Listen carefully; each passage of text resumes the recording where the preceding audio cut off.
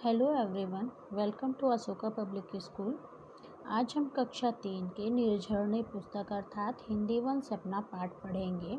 हमारे पाठ का नाम है पाठ 3 महात्मा गांधी। महात्मा गांधी के विषय में हम सभी बहुत कुछ जानते हैं। जैसा हम जानते हैं कि 2 अक्टूबर को हम इनके जन्मदिन के रूप में गांधी जयंती के रूप में मनाते हैं। आज हम इन्हीं के विषय में पढ़ेंगे।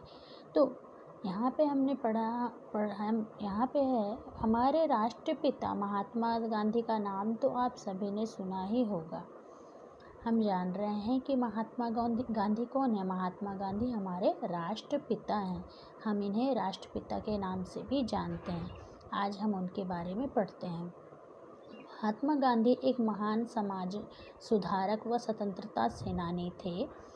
इन्होंने भारत को अंग्रेज़ों की गुलामी से आज़ाद करने का अथक प्रयास किया और अपने प्रयास में सफल भी हुए।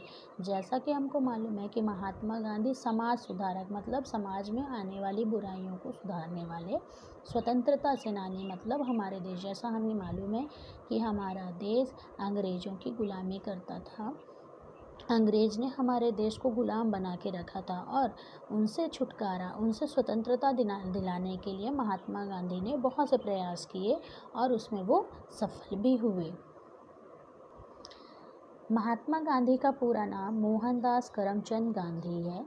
इनका जन्म गुजरात के पोरबंदर क्षेत्र में 2 अक्टूबर सन 1869 यानी 1869 को एक हिंदू परिवार में हुआ। उनका जन्म कहाँ हुआ?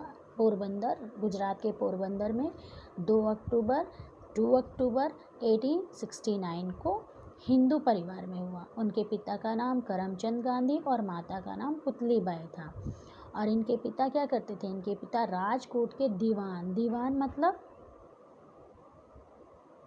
थे।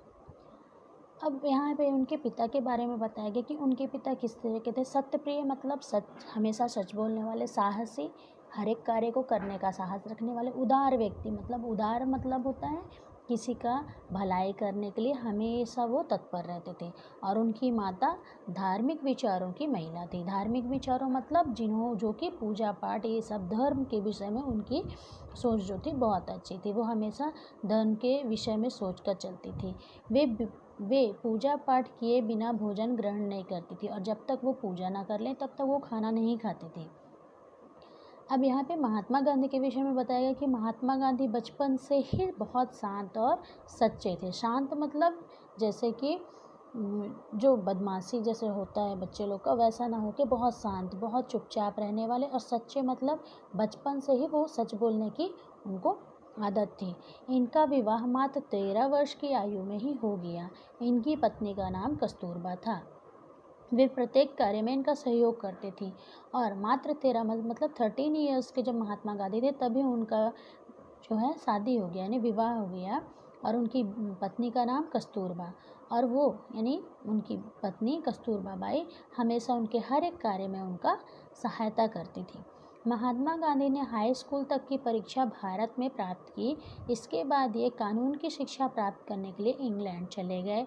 वहाँ कई वर्ष अध्ययन के पश्चात ये सन 1890 में वकील बनकर भारत लौट आए।